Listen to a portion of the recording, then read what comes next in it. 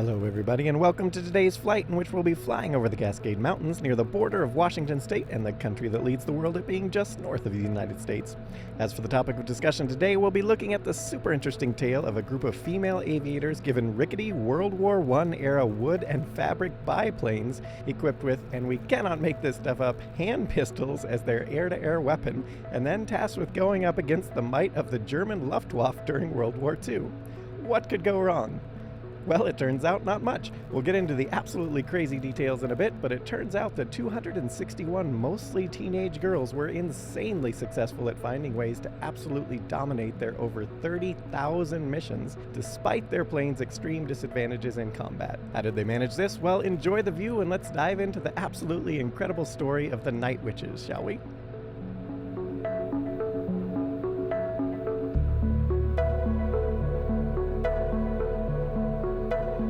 Throughout the 1930s, pilots around the world were continually trying to push the limits of anything that had been done before in the air.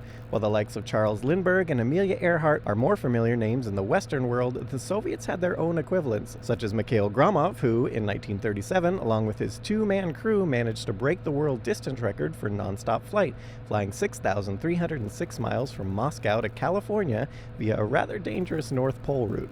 Hailed as heroes upon their return, Premier Joseph Stalin decided the Soviet Union should follow this up in 1938 by having a group of women pilots attempt to set the distance record for nonstop flight for a female crew. The selected trio, who each already held one or more world records for female aviators, were Polina Osipenko, Valentina Grizodubova, and the woman who would ultimately form the squadron that is the subject of today's video, Marina Raskova. And so it was that on September the 24th, 1938, the three ladies took off from a field near Moscow in a Tupolev Ant-37, which normally had a range of about 5,000 kilometers or 3,100 miles.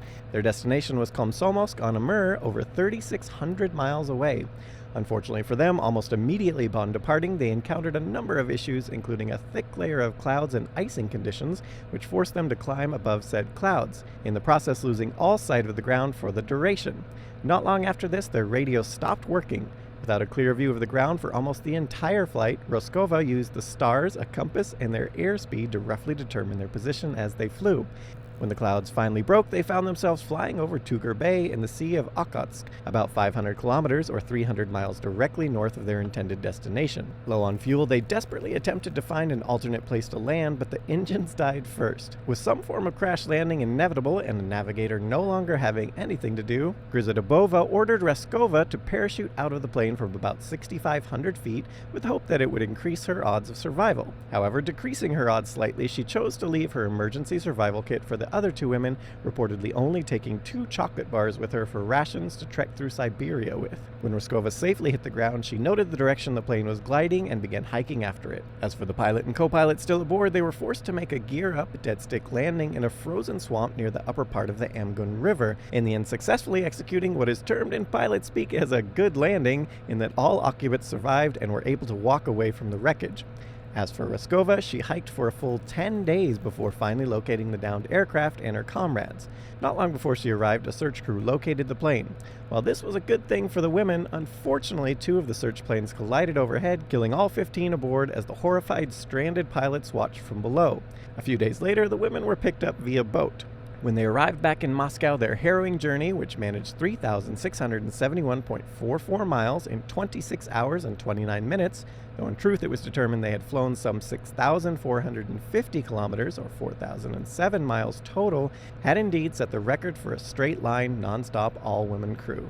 That, along with how they handled themselves in such adverse conditions, saw them lauded as heroes across the Union, including quite literally being given the Hero of the Soviet Union Award, among other honors. Fast forward about 3 years later, in June of 1941, Germany decided to invade.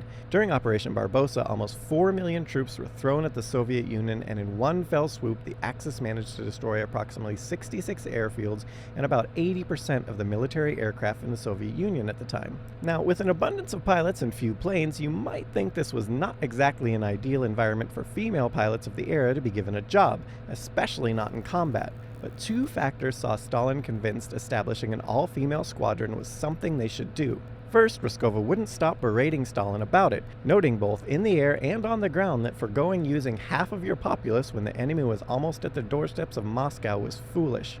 Another factor was that among the planes still available were a large number of Polikarpov PO-2s, an open-cockpit two-seat 1928 biplane made of wood and fabric, mostly meant for flight training and crop dusting.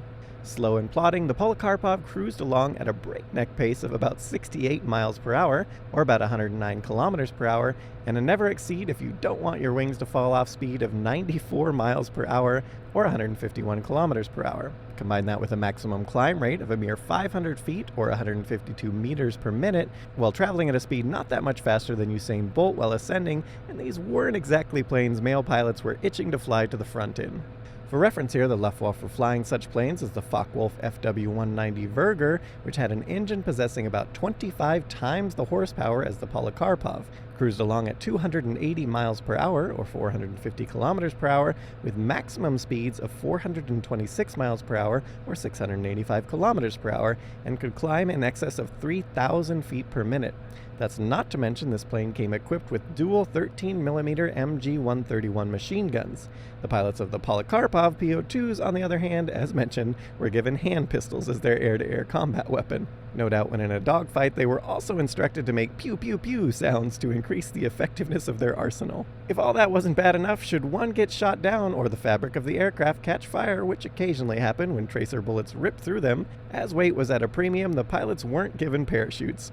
On top of that, the planes themselves did not come equipped with radios or any other such equipment.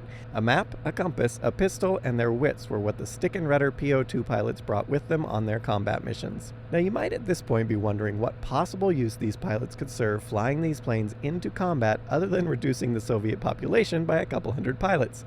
Well, the one marginal potent weapon the planes did come equipped with was bombs, up to 6 of them, weighing approximately 110 pounds each, or 50 kilograms. And so it was that all these planes few wanted to fly sitting on the ground, and Roscova refusing to shut up about it, Stalin ordered her to form 3 all-female squadrons, though the 588th Bomber Regiment, who had come to use the PO-2s, was the only one to remain exclusively staffed by women throughout the war.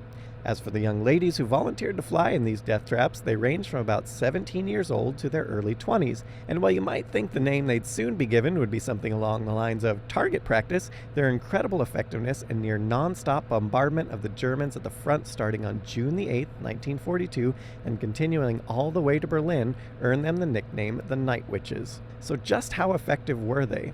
For the approximately 4 years they were active, they flew close to an astounding 30,000 missions, with an average of about 250 missions each. To put this in perspective, airmen aboard a B-17 Flying Fortress in 1944 had a 1 in 4 chance of surviving to the 25 mission mark for their rotation. But in the case of the Night Witch bombers, some flew near or greater than that number in under a week. One, who we'll discuss shortly, almost managed that number of missions in a single night. Despite the incredible number of missions they flew over the course of the war, of the 261 women that flew in the 588th, only 32 died, and a handful of those not from combat, but tuberculosis. This brings us to Nadezhda Popova, who managed the record of 18 missions in a single night when she helped chase the Axis as they retreated from Poland. Popova, who started flying at the age of 15, was a flight instructor by 18 and decided to join up not long after her brother, Leonid, was killed in the early stages of the conflict. She states, "I saw the German aircraft flying along our roads filled with people who were leaving their homes, firing at them with their machine guns. Seeing this gave me feelings inside that made me want to fight them." The Nazis would soon come to regret making an enemy of Popova, who shortly was about to go all John Wick on them for killing her brother.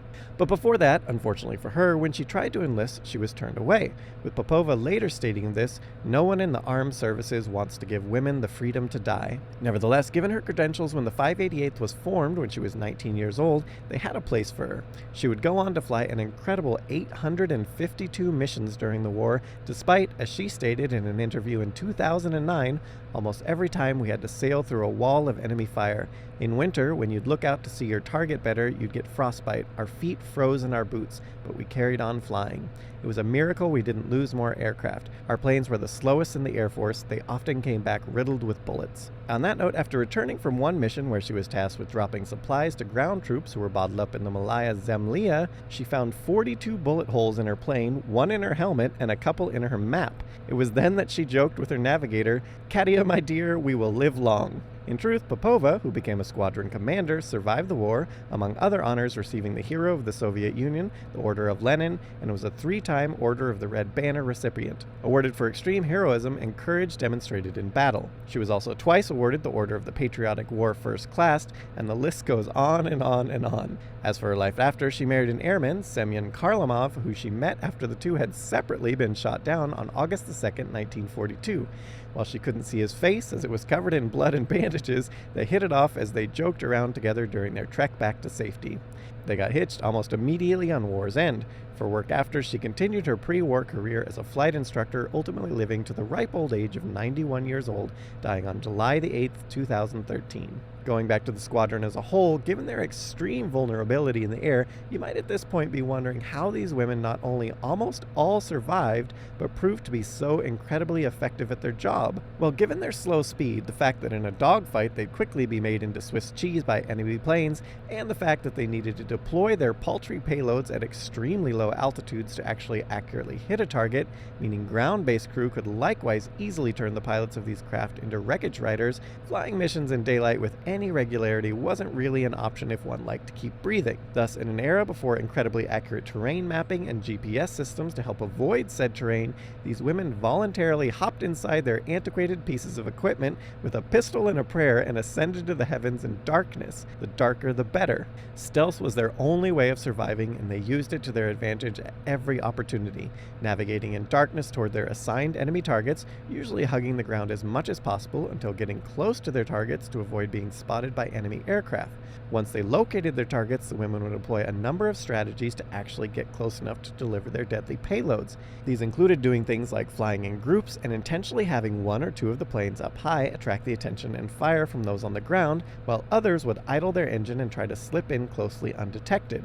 Another strategy was to do what is generally considered in Aviation 101 as a great way to die, especially in the often frigid environments these women were flying in, cut their engines completely in flight and at relatively low altitudes. They then silently descend onto their targets until almost literally right over their heads of the enemy and finally drop their bombs, kick the engines back to life, hopefully, and get back to base as fast as possible to be loaded back up and sent out again and again and again to the front line. Describing this, the Chief of Staff for the 588th, Irina Rakobovskaya, noted, "One girl managed to fly 7 times to the front line and back in her plane. She would return shaking, and they would hang new bombs, refuel her plane, and she'd go off to bomb the target again." Popova would state of this strategy, "We flew in sequence one after another, and during the night we never let them rest. The Germans made up stories. They spread the rumor that we had been injected with some unknown chemicals that enabled us to see so clearly at night. This was nonsense, of course. What we did have were clever, educated, very talented girls." Effective, one German soldier would later state in an interview after the War of the Night Witches, "They were precise, merciless, and came from nowhere." Dedicated to delivering their payloads no matter what, one former 588th member stated that occasionally the bombs would get stuck when trying to drop them just over the target. The solution was simply to have one of the 2 women in the plane scramble out on the wing and kick it loose, often while under heavy enemy fire, all leading author Kate Quinn to note, "You women are crazy. You're incredibly brave, but my God, you're crazy." A sentiment Popova would later echo in her waning years, stating, "I sometimes stare into the blackness and close my eyes. I can still imagine myself as a young girl up there in my little bomber, and I ask myself, Nadia, how did you do it?" Moving on to the nickname the Germans gave them, and which they would so proudly embrace once they learned of it, it is widely speculated that this was because of the whooshing sound the planes made as they glided down through the air, like the sound of a witch flying on her broomstick. However, there is no primary documentation backing this speculation up at all, despite it being almost universally repeated. And for our part, we're just guessing not a single German soldier ever actually had heard the whooshing sound of a witch flying on a broomstick to compare. So allow us to suggest our own alternate hypothesis that it wasn't so much the sound that was the inspiration, but instead the nickname the Night Witches was actually because these were women flying at night on aircraft made of wood, not unlike a witch flying on a broomstick. Whatever the case, in the end, for their heroism, almost 1 in 10 of the women of the 588th were honored with the Hero of the Soviet Union Award. For reference here, while that award was given out almost 13,000 times over the entire life of the Soviet Union, the incredible women of the 588th accounted for approximately 1 in 4 of all women who ever received it.